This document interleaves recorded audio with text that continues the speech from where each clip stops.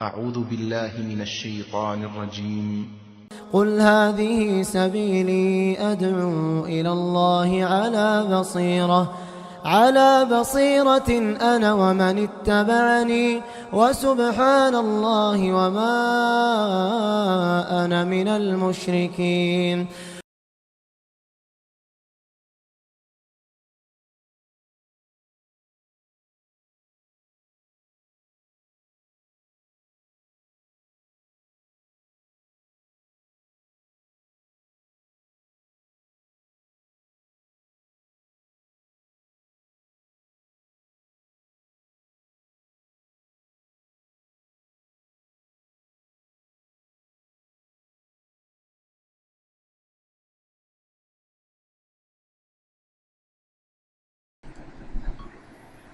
السلام علیکم ورحمۃ اللہ وبرکاتہ. الحمد للہ الذی ارسل رسولہ بالہدى ودین الحق لیظہرہ علی الدین کلہ ولو کرہ المشرکون. واصلی واسلم علی نبینا محمد وعلی آلہ وصحبہ اجمعین. اما بعد. محترم حاضرین اور پردہ نشین خواتین اسلام،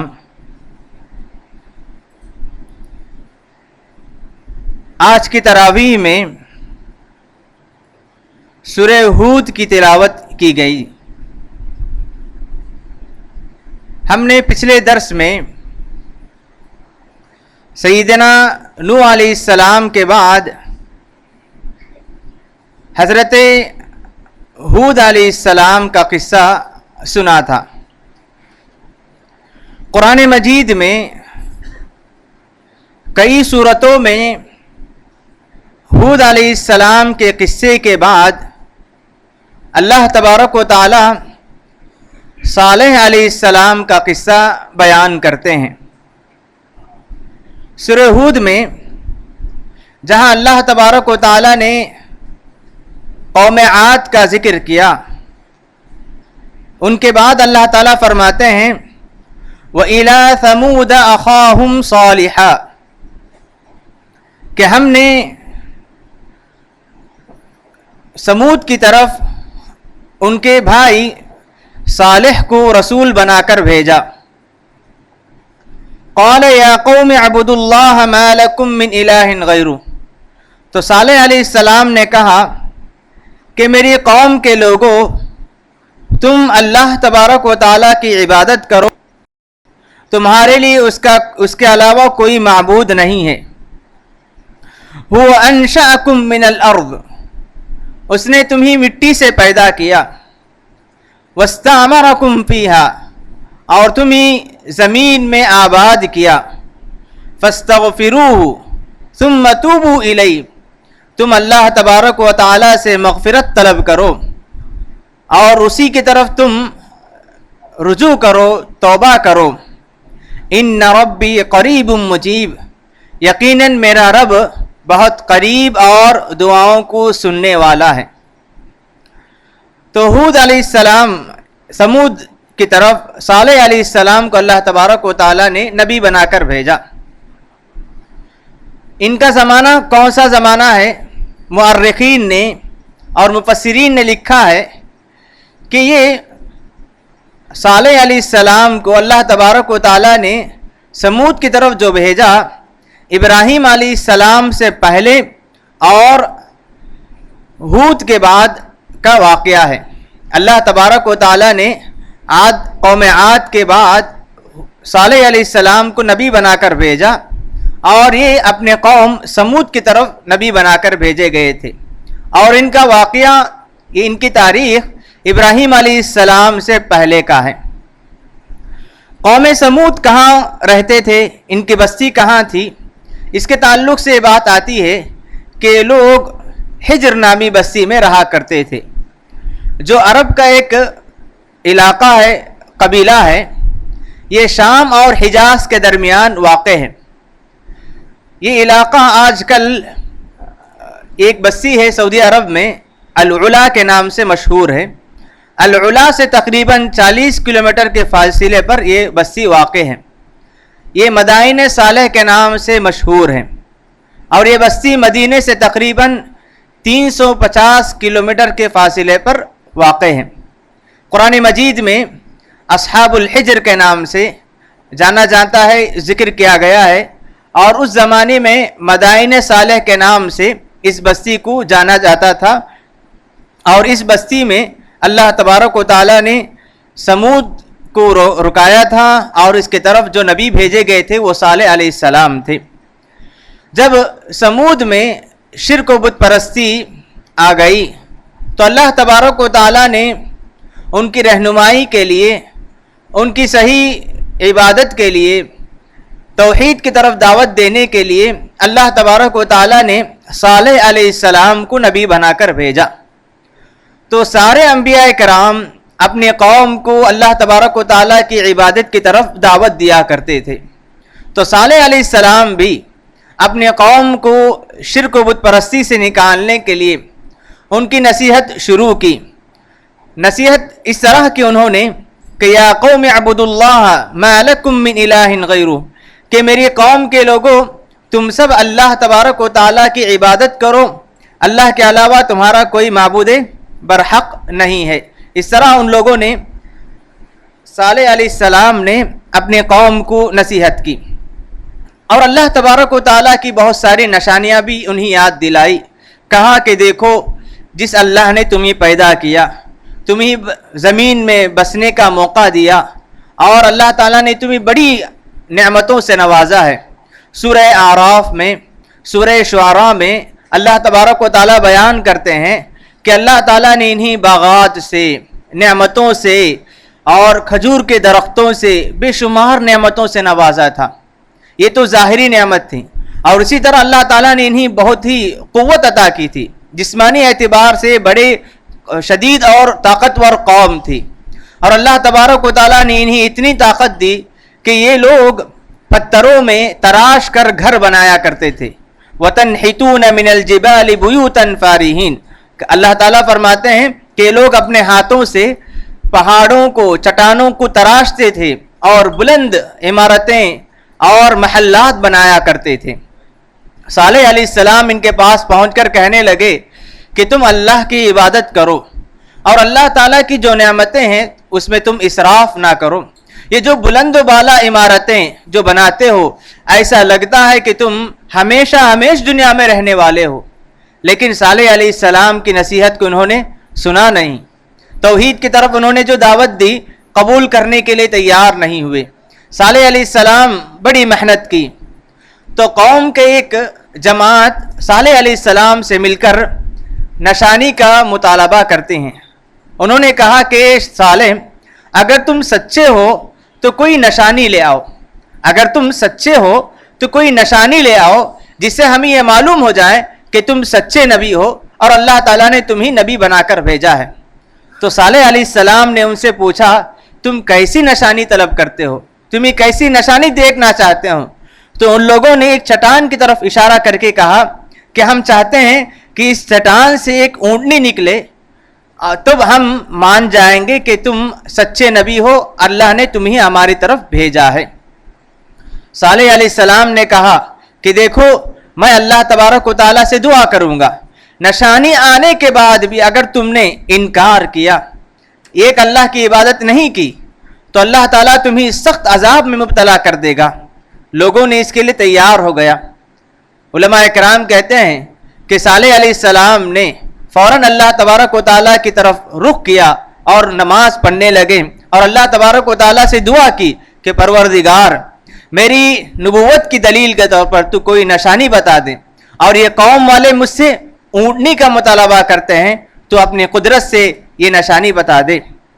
یہاں پر دیکھیے صالح علیہ السلام نے جب قوم والوں کی طرف سے مطالبہ ہوا، نشانی کا مطالبہ ہوا، تو فوراً اللہ تبارک و تعالیٰ کی طرف رک کر کے نماز پڑھنے لگے.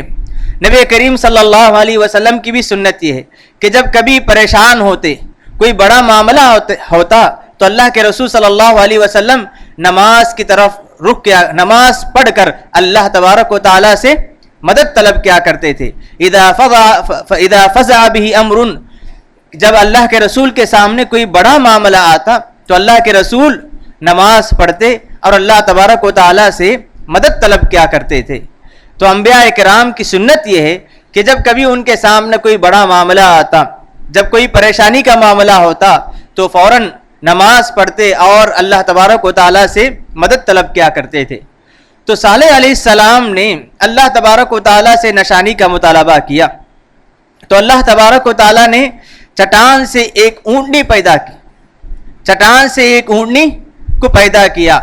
تو صالح علیہ السلام نے کہا کہ وَيَا قَوْمِ هَذِهِ نَاقَةُ اللَّهِ لَكُمْ آیَةٌ، اے لوگوں یہ اونٹنی تمہارے لیے اللہ کی طرف سے نشانی ہے. جس نشانی کا تم نے مطالبہ کیا اللہ تبارک و تعالیٰ نے تمہارے مطالبے کو قبول کیا اور یہ اونٹنی اللہ تبارک و تعالیٰ کی طرف سے نشانی ہے. فَذَرُوهَا، تم اسے غلط نیت سے نہ چھو، اس کو تکلیف نہ دو. تَأْكُلْ فِي أَرْضِ اللَّهِ، اس اونٹنی کو تم چھوڑ دو، زمین میں وہ کھائے گی پیے گی، اسے کوئی بھی تکلیف نہ دینا. وَلَا تَمَسُّوهَا بِسُوءٍ، اسے تکلیف نہ دو. فَيَأْخُذَكُمْ عَذَابٌ قَرِيبٌ، اگر تم اس اونٹنی کو تکلیف دو گے تو تمہیں بہت جلد ایک عذاب آ پکڑے گا، اللہ کی طرف سے تمہیں پکڑ آ جائے گی اور تم ہلاک ہو جاؤ گے.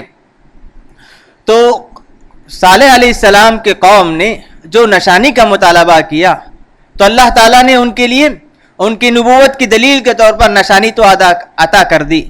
اب قوم والوں پر ضروری تھا کہ وہ اللہ تبارک و تعالیٰ پر ایمان لے آتے، اور اونٹنی آنے کے بعد جو یہ تھا کہ ایمان لانے کا معاملہ، اونٹنی جیسے اللہ تبارک و تعالیٰ نے عطا کر دی تو صالح علیہ السلام نے کہا کہ اس اونٹنی کو تم چھوڑ دو، وہ کھائے گی پیے گی.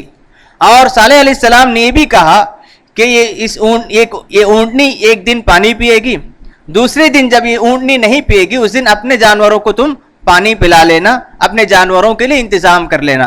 کہا جاتا ہے کہ اونٹنی اللہ کی طرف سے ایک نشانی تھی تو دوسری اونٹنیاں اس اونٹنی سے ڈرتے تھے.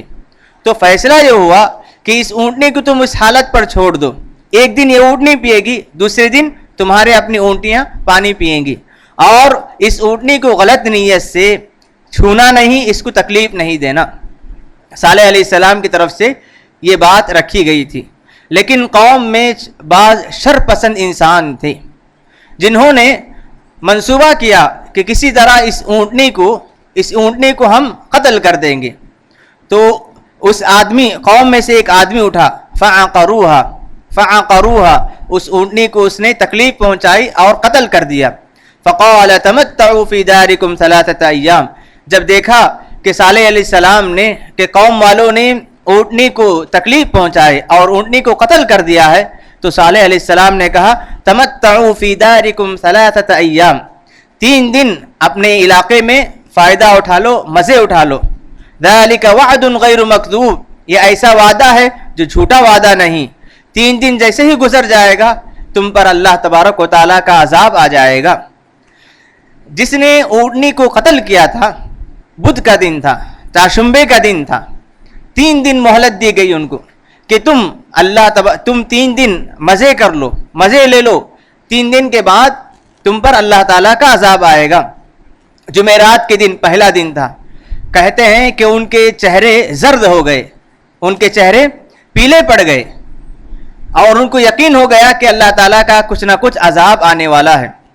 اس کے بعد جمعے کے دن ان کے چہرے سرخ ہو گئے، جمعے کے دن ان کے چہرے سرخ ہو گئے. تیسرے دن ان کے چہرے سیاہ کالے ہو گئے اور ان کو یقین ہو گیا کہ اللہ تعالیٰ کا عذاب آنے والا ہے. جیسے ہی 3 دن گزرا، آسمان سے ایک عظیم فرشتے نے بڑی خطرناک آواز لگائی، بڑی خطرناک چیخیں آنے لگیں جس کی وجہ سے ان کے کان پھٹ گئے، ان کے دل، ان کے روح تڑپ گئے اور یہ قوم ہلاک و برباد ہو گئی. اللہ تبارک و تعالیٰ پر انہوں نے ایمان نہیں لایا، جو انہوں نے وعدہ کیا تھا اس پر یہ لوگ قائم نہیں رہے، اور اللہ تعالیٰ کی جو اونٹنی تھی اس کی حفاظت کا حکم دیا گیا تھا، ان لوگوں نے اس اونٹنی کو ہلاک کر دیا. تو اللہ تبارک و تعالیٰ نے اتنی نعمتوں کو دینے کے باوجود جب یہ قوم سرکش بنی رہی، اللہ تعالیٰ کی نعمتوں کا انکار کیا، تو اللہ تبارک و تعالیٰ کی طرف سے بہت ہی خطرناک چیخ آئی، جس چیخ سے پوری قوم ہلاک و برباد ہو گئی۔ اور کیسے ہلاک ہوئی؟ اللہ تعالیٰ فرماتے ہیں فَلَمَّا جَاءَ أَمْرُنَا نَجَّيْنَا صَالِحًا وَالَّذِينَ آمَنُوا مَعَهُ بِرَحْمَةٍ مِنَّا، جب ہمارا عذاب آ گیا تو ہم نے صالح علیہ السلام کو اور ان پر جو ایمان لے آئے تھے، جب نشانی آئی، اونٹنی نشانی کے طور پر چٹان سے نکلی، تو کہتے ہیں کہ بہت کم لوگوں نے ان پر ایمان لے آیا، اپنے وعدے کے مطابق چند لوگ ایمان لے آئے تھے، تو ہم نے صالح علیہ السلام کو اور ان کے ساتھ جو ایمان لے آئے تھے انہیں اپنی رحمت سے عذاب سے نجات دلائی۔ وَمِنْ خِزْيِ يَوْمِئِذٍ، اس دن کی جو خطرناکی تھی اس سے اللہ تعالیٰ نے انہیں نجات دلائی۔ إِنَّ رَبَّكَ هُوَ الْقَوِيُّ الْعَزِيزُ، یقیناً تمہارا رب طاقتور اور عزیز ہے۔ وَأَخَذَ الَّذِينَ ظَلَمُوا الصَّيْحَةُ فَأَصْبَحُوا فِي دِيَارِهِمْ جَاثِمِينَ، جو لوگ ظلم کرنے والے تھے، شرک میں مبتلا تھے، اللہ کا انکار کرنے والے تھے، اللہ تعالیٰ فرماتے ہیں کہ انہیں زلزلے نے آ کر لے لیا، زلزلے کے شکار ہو گئے۔ زلزلہ بھی کیسے؟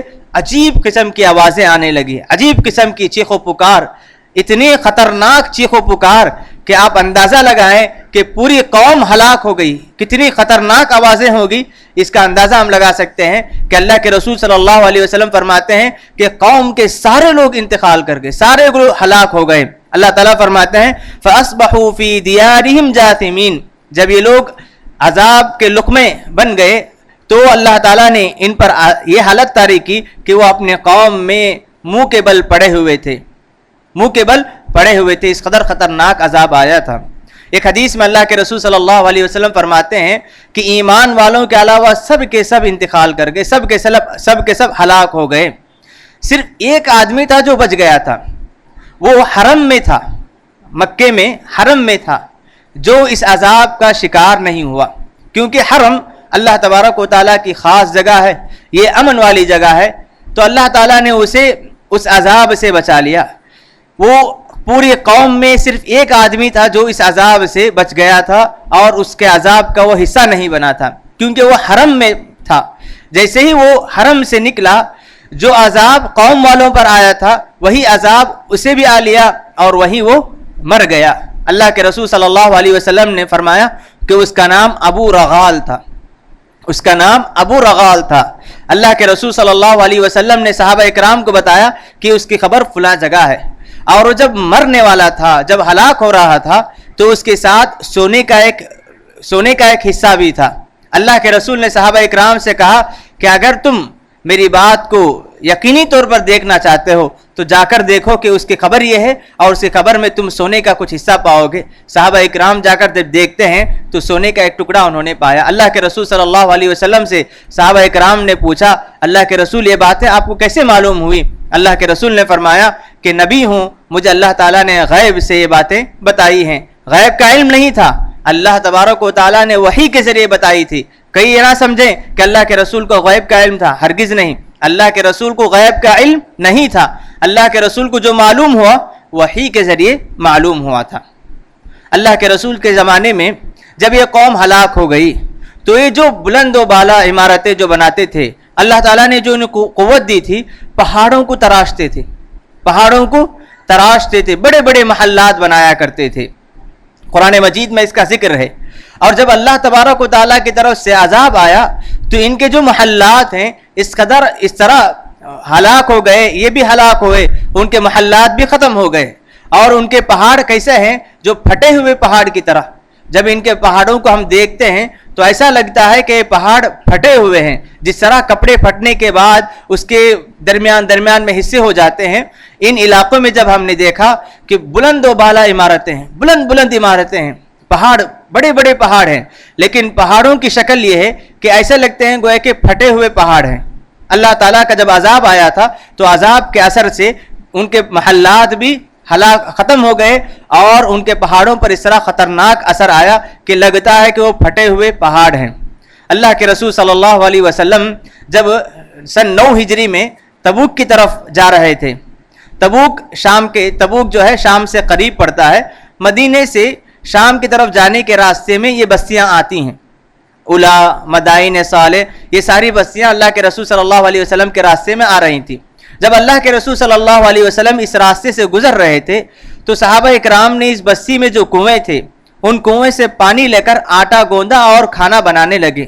جیسا ہی اللہ کے رسول صلی اللہ علیہ وسلم کو معلوم ہوا کہ صحابہ اکرام نے اس بستی میں جو کنویں ہیں ان کنووں کا پانی استعمال کیا ہے، تو اللہ کے رسول صلی اللہ علیہ وسلم نے فرمایا کہ اس پانی کو انڈیل دو، اور اس پانی کے ذریعے جو آٹا گوندا گیا ہے اس آٹے کو بکریوں کو، اونٹنیوں کو کھلانے کا حکم دیا، کیونکہ جس بستی پر اللہ تعالیٰ کا عذاب آئے اس بستی پر جب گزریں تو تیزی کے ساتھ گزرنے کا حکم دیا۔ اور اس وقت اللہ کے رسول نے بھی کہا کہ ان کے گھروں پر تم داخل نہ ہو، ان کے گھروں میں تم داخل نہ ہو، مجھے ڈر ہے کہ کہیں تمہیں بھی وہ عذاب آ نہ لے جو عذاب کے قوم سمود پر آیا تھا۔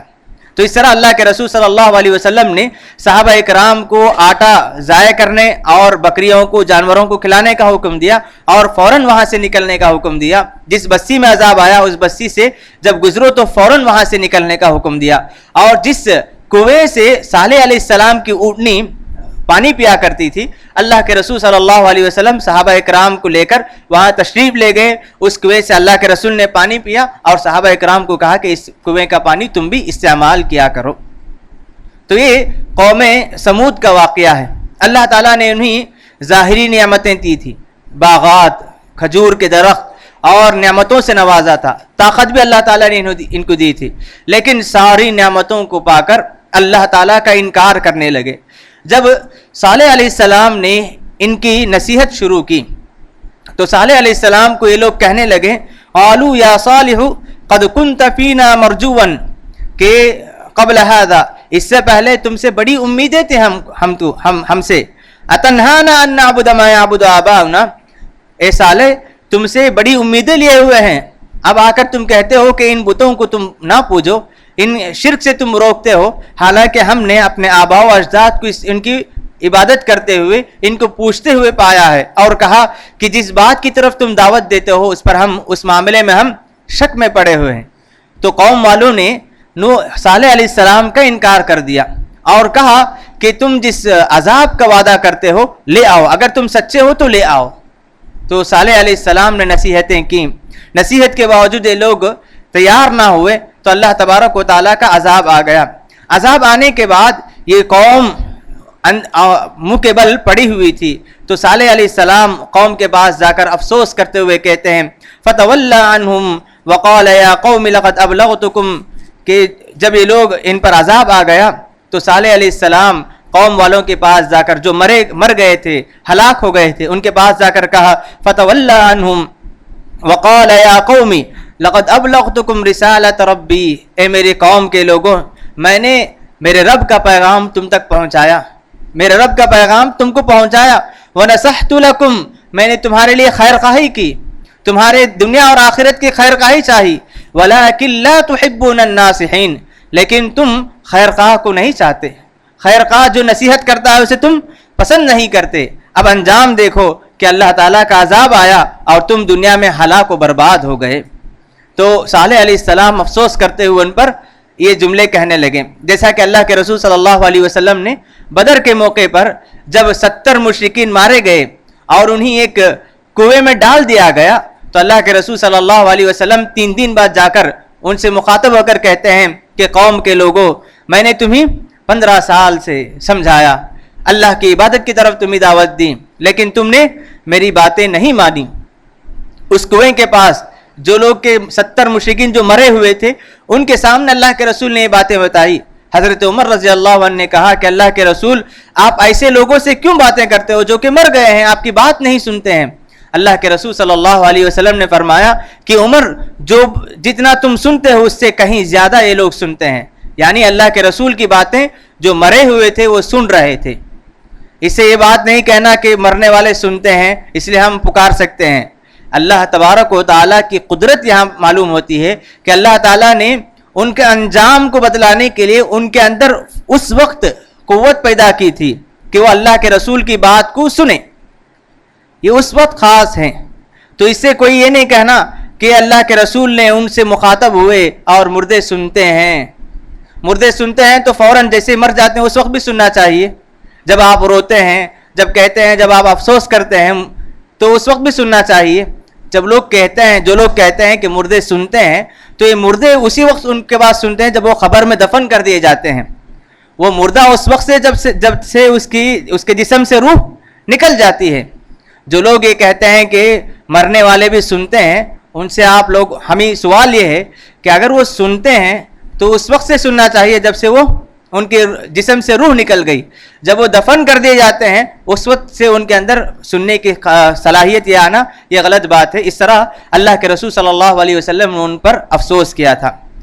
اب جو آدمی اس اونٹنی کو قتل کیا تھا اللہ کے رسول صلی اللہ علیہ وسلم نے فرمایا کہ وہ اس دنیا کا سب سے بڑا بدبخت انسان ہے. وہ آدمی سب سے بڑا بدبخت انسان ہے. علی رضی اللہ عنہ ایک مرتبہ اکیلے بیٹھے ہوئے تھے. اس وقت ایک آدمی نے آ کر کہا کہ علی آپ اکیلے نہ رہیں کیونکہ آپ کے دشمن بہت زیادہ ہیں. ہمیں ڈر ہے کہ کوئی آپ پر کوئی حملہ نہ کر دیں اور آپ کی جان نہ چلی جائے.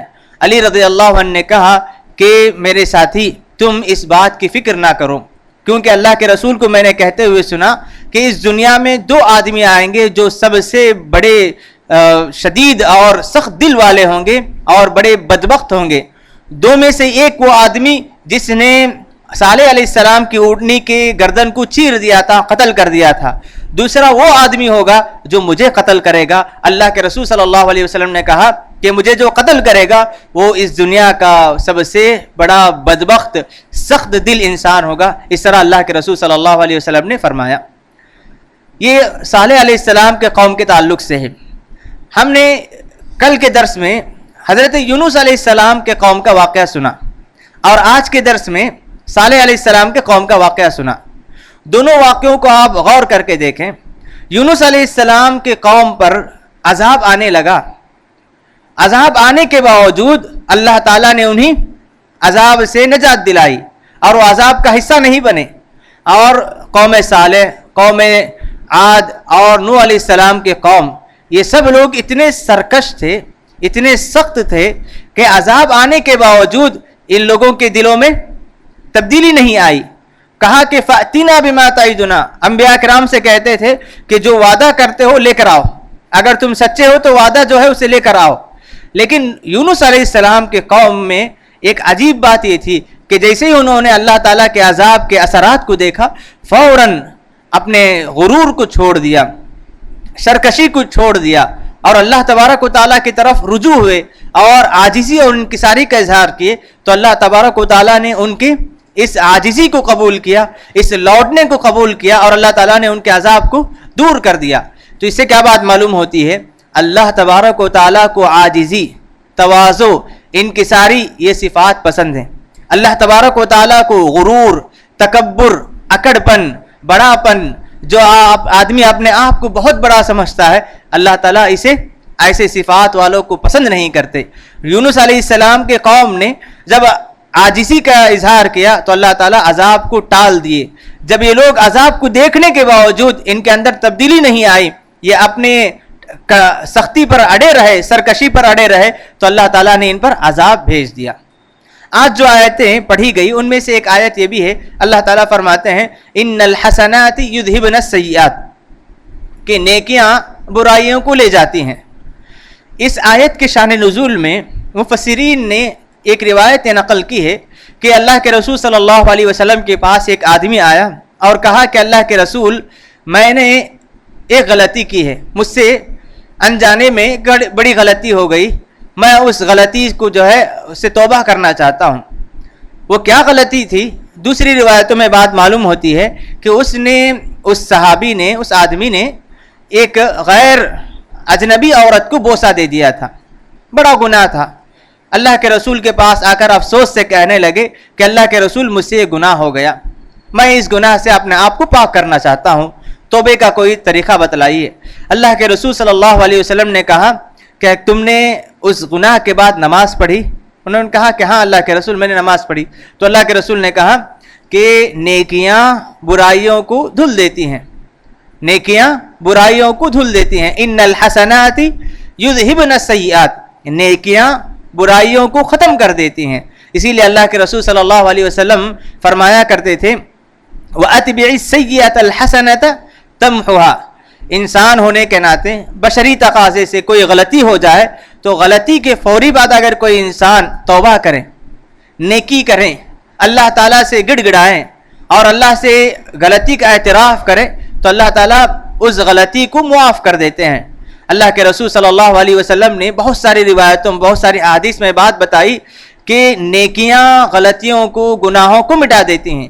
اللہ کے رسول صلی اللہ علیہ وسلم نے ایک مرتبہ صحابہ اکرام سے پوچھا کہ میرے صحابہ بتاؤ کہ ایک آدمی ہے، اس کے گھر کے سامنے ایک نہر ہے، ندی ہے، اس ندی میں وہ ہر دن 5 مرتبہ غسل کرتا ہے، تو کیا اس کے بدن میں میل کچیل نامی کوئی چیز باقی رہے گی؟ صحابہ اکرام نے کہا کہ اللہ کے رسول، جو آدمی دن میں 5 مرتبہ غسل کرے تو اس کے بدن میں میل کچیل نام کی کوئی چیز نہیں ہوگی۔ اللہ کے رسول نے فرمایا کہ نیکیوں کا بھی، نماز کا بھی یہی معاملہ ہے۔ جو آدمی 5 وقت کی نماز کی پابندی کرے گا، اللہ تعالیٰ اس کے گناہوں کو معاف کرتے جاتے ہیں، اللہ تعالیٰ اس کی غلطیوں کو معاف کرتے جاتے ہیں، اس کے نامہ اعمال میں کوئی غلطی نہیں ہوتی ہے۔ شرط یہ ہے کہ انسان غلطی کا اعتراف کرے، شرط یہ ہے کہ انسان توبہ کرے، شرط یہ ہے کہ انسان اللہ سے معافی طلب کرے۔ غلطی کرتے جائیں اور اعتراف نہیں، شرمندگی نہیں اور اللہ سے توبہ نہیں تو اللہ تعالیٰ معاف نہیں کریں گے۔ اسی لیے ہمیں جب کبھی غلطی ہو جائے، انسان ہونے کے ناطے غلطی ہوگی۔ اللہ تعالیٰ فرماتے ہیں کہ اللہ کے رسول فرماتے ہیں اگر تم غلطی نہیں کرو گے تو اللہ تعالیٰ تمہیں ہلاک کر دے گا، ایسے قوم کو لائے گا جو غلطی کرے گی اللہ سے توبہ طلب کرے گی۔ تو اس طرح غلطی ہونے کے بعد فوراً اللہ سے معافی طلب کرنا، یہ صفت اللہ تبارک و تعالیٰ کو پسند ہے۔ کل جو تراویح میں جو آیتیں پڑھی گئی ان میں ایک اہم پیغام ہے، وہ بتا کر میں اپنا درس ختم کر دیتا ہوں۔ اللہ کے رسول صلی اللہ علیہ وسلم کے زمانے میں منافقوں کا ایک بڑی جماعت تھی منافقوں کی۔ منافق جو ظاہر سے صرف زبان سے لا الہ الا اللہ کہتے ہیں، جن کے دل کفر سے بھرے ہوئے تھے، جو مسلمانوں کے کٹر دشمن تھے، اور ان کا نقصان عام دشمنوں سے زیادہ تھا، کیونکہ جو عام دشمن ہیں وہ نقصان سامنے سے کیا کرتا تھا، لیکن منافق وار پیچھے سے کیا کرتے تھے۔ ایسے موقع پر وہ دھوکہ دیتے جبکہ مسلمانوں کو بڑا نقصان پہنچتا تھا۔ اللہ کے رسول کے زمانے میں ان کی ایک بڑی تعداد تھی۔ اللہ کے رسول کے زمانے میں ایک آدمی تھا جو مدینے میں بڑا مقام تھا اس کا۔ اللہ کے رسول جب مدینہ پہنچے تو اسے اللہ کے رسول صلی اللہ علیہ وسلم نے اسلام کی دعوت دی۔ اللہ کے رسول کا انکار کیا اور وہ مکہ پہنچ کر اللہ کے رسول کے خلاف لوگوں کو اکسانے لگا، مسلمانوں کے خلاف ٹیم تیار کرنے لگا۔ احد کے میدان میں یہ مسلمانوں کے خلاف آیا تو انصار کے لوگوں نے اسے بہت سخت کہا کہ تو ہمارا آدمی تھا، اب تم مشرکوں کو، ہمارے دشمنوں کو اپنے ساتھ لے کر ہمارے خلاف آئے ہو۔ تو انصار نے اسے بہت سخت کہا تو احد کے بعد روم چلا گیا۔ روم جہاں مسلمانوں کے دشمن رہا کرتے تھے، ہرقل بادشاہ وہاں رہا کرتا تھا، تو روم جا کر وہ بادشاہ کو مسلمانوں کے خلاف اکسانے لگا، کہ تیار کرنے لگا کہ کسی طرح ہم مسلمانوں پر حملہ کریں گے اور مدینے پر قابض ہو جائیں گے۔ تو اس نے اس کی تیاری کے لیے روم میں رہتے ہوئے اپنے منافق دوستوں کو خط لکھا کہ تم ایک مسجد بناؤ جہاں ہم بیٹھ کر مسلمانوں کے خلاف سازش کریں، منصوبہ بنائیں۔ تو منافقوں نے ایک مسجد تعمیر کی، جس مسجد کا نام قرآن مجید میں مسجد زرار رکھا گیا ہے۔ مسجد زرار جس کا مقصد کیا تھا؟ مسلمانوں کے خلاف منصوبہ کرنا، مسلمانوں کے خلاف سازش کرنا۔ اللہ کے رسول صلی اللہ علیہ وسلم کو اس کی خبر نہیں تھی۔ اللہ کے رسول یہ مسجد بنانے کے بعد، یہ قباء کے قریب یہ لوگ مسجد بنائے۔ مسجد تیار ہونے کے بعد اللہ کے رسول صلی اللہ علیہ وسلم کے پاس آ کر کہنے لگے کہ اللہ کے رسول، ہمارے علاقے میں کمزور لوگ بھی ہیں، بڑی عمر کے بوڑھے لوگ بھی ہیں، اور کبھی کبھار بارش آ جاتی ہے، تو اس وجہ سے آپ کی مسجد تک پہنچنا ہمارے لیے مشکل ہوتا ہے، اس لیے ہم لوگوں نے ایک مسجد بنائی ہے، ہماری خواہش ہے کہ آپ اس مسجد میں تشریف لے آئیں۔ اللہ کے رسول کی اجازت کے بغیر مسجد تعمیر کی گئی۔ اللہ کے رسول کو معلوم نہیں تھا، اور تبوک بہت ہی سخت بڑی جنگ تھی، اس کی تیاری میں اللہ کے رسول لگے ہوئے تھے۔ اللہ کے رسول نے کہا کہ ٹھیک ہے، تمہاری دعوت میں قبول کرتا ہوں، البتہ یہ کہ میں چند دنوں کے بعد میں آتا ہوں۔ اللہ کے رسول صلی اللہ علیہ وسلم تبوک کے لیے نکل گئے۔ تبوک سے واپسی کے موقع پر اللہ تبارک و تعالیٰ نے وحی بھیجی اور ان کے جو غلط مقاصد تھے، ان کے جو منصوبے تھے، اس سے اللہ کے رسول صلی اللہ علیہ وسلم کو اللہ تبارک و تعالیٰ نے واقف کرایا. تو اللہ کے رسول صلی اللہ علیہ وسلم 2 صحابہ اکرام کو بھیجتے ہیں جو مسجد زرار کو ڈھا دیتے ہیں. مسجد زرار جس کا مقصد مسلمانوں کے خلاف تیاری کرنا، وہاں اسلحے جمع کرنا اور مسلمانوں کے خلاف مسلمانوں کو نقصان پہنچانے کے لیے انہوں نے ایک جگہ کی تعمیر کی تھی. تو اللہ تبارک و تعالیٰ نے وحی کے ذریعے ان کے غلط نیت کی خبر دے دی. تو اللہ کے رسول نے واپسی میں اللہ کے رسول صلی اللہ علیہ وسلم 2 صحابہ کرام کو بھیج کر اس مسجد کو ڈھا دیتے ہیں. یہ مسجد زرار ہے. سورہ توبہ کے آخر میں اس کا ذکر آتا ہے والذین اتخذوا مسجدا ضرارا، وہ لوگ جنہوں نے مسجد زرار بنائی. مقصد کیا تھا؟ مسلمانوں کو نقصان پہنچانا، مسلمانوں کے خلاف سازش کرنا. یہ 3 اہم واقعات تھے آج کے درس کے. اللہ سے دعا ہے کہ پروردگار ہم تمام کو قرآن مجید کی آیتوں کو سمجھنے اور اس میں جو عبرتیں ہیں انہیں صحیح معنوں میں سمجھنے کی ہم تمام کو توفیق عطا فرمائے. پروردگار ہم تمام کو نیکیوں میں آگے بڑھنے، برائیوں سے دور رہنے کی توفیق عطا فرمائے. پروردگار ہم جو بھی نیکیاں انجام دیں انہیں شرف قبولیت عطا کرے، ہمارے گناہوں کو معاف کر دے. اللہم آمین. وصلی اللہ علی نبینا محمد وعلی آلہ وصحبہ اجمعین.